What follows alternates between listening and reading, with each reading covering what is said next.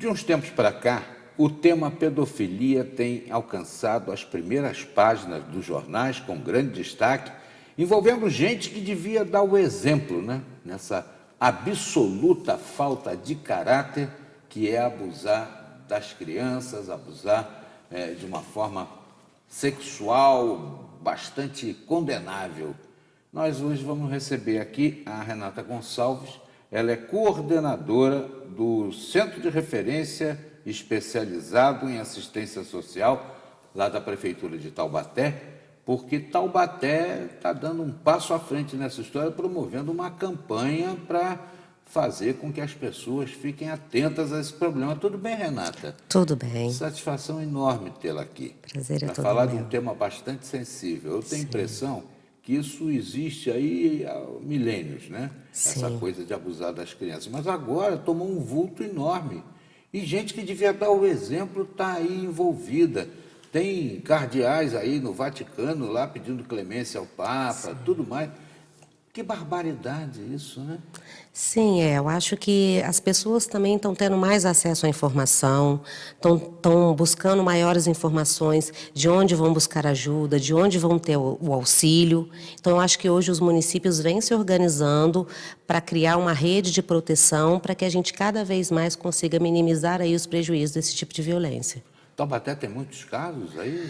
A gente tem um número crescente hoje no CREAS. Então, o CREAS é o serviço de referência especializado que vai atender a violência sexual contra criança e adolescente e todos os tipos de violência ou violações de direitos. Então, a gente tem um número crescente, mas que a gente não associa ao número crescente dos casos, mas sim do acesso à informação, ao fortalecimento da rede de proteção que hoje o município vem estabelecendo. Mesma coisa aconteceu quando a OAB lançou a OAB Mulher, que foi o alicerce para todas essas delegacias de mulheres que há por aí.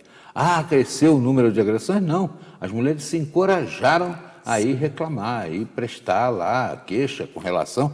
E agora as crianças que eram feitas assim, vítimas dessa situação e ficavam atemorizadas, ameaçadas pelos próprios algozes, né? Estão sendo orientadas e estão saindo desse enredo.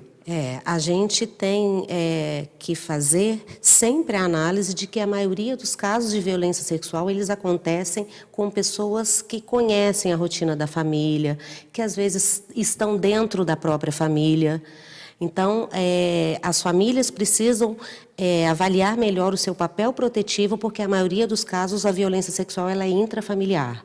Né, com familiares, com pessoas próximas, que conhecem a rotina dessa criança ou desse adolescente, ou que conhecem a rotina dessa família e sabe o momento que essa criança vai estar mais vulnerável. E a coisa era abafada, né? Porque o sujeito chegava, a criança às vezes dava algum sinal, e aí o autor falava, essa criança está maluca e tal, parará, e a coisa, né, se diluía. Agora está mais complicado. Sim, geralmente essa criança, ela não conta, porque existe o que se chama de muro do silêncio, né? O agressor, ele ameaça contra a vida da mãe, ele ameaça contra a vida da própria criança, dos irmãos. Então, a gente não pode nunca associar a culpa da violência sexual à criança. A culpa é sempre do agressor ou da agressora. A gente também não pode achar que só homens violentam. Claro que a maioria dos casos são homens, mas a gente também tem casos de mulheres agressoras, como a gente tem meninos agredidos sexualmente. Então, a questão de gênero na violência sexual, ela também não está estabelecida. Só homens agridem ou só meninas são vítimas de violência sexual. Agora, eu acho que é uma coisa assim de doido, né? Porque o jornal também mostra o que acontece com essas pessoas que têm esse tipo de prática, né? Quando são presas, né? Porque lá na penitenciária o julgamento é grave, inclusive o sujeito passa lá por um processo de expiação grave, né? Tem gente que é tatuada com símbolos também No sexuais. CREAS, a gente não tem a função da responsabilização do agressor. O nosso trabalho é o apoio, o acompanhamento da família e fortalecê-la para que ela faça o boletim de ocorrência. Mas não é critério. Então, a gente tenta trabalhar para que essa família tenha consciência da importância do boletim de ocorrência para que judicialmente esse agressor possa ser responsabilizado. Bom, no caso, vocês atuam preventivamente também, junto a pedagogos, professores? Sim, sim. No CREAS, a gente tem uma equipe multiprofissional formada por assistentes sociais, psicólogos, terapeutas ocupacionais, educadores, que a gente faz esse trabalho, né, é rotina do nosso atendimento, mas nessa semana, até o dia 18, a gente está intensificando as ações de enfrentamento.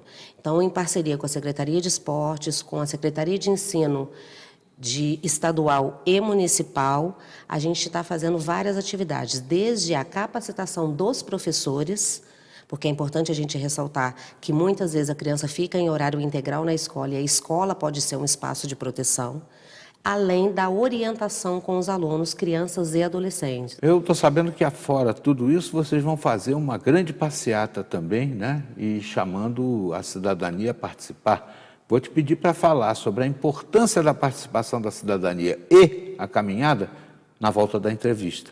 Nós já voltamos falando com a Renata Gonçalves a respeito das ações de Taubaté contra a pedofilia. Já, aqui.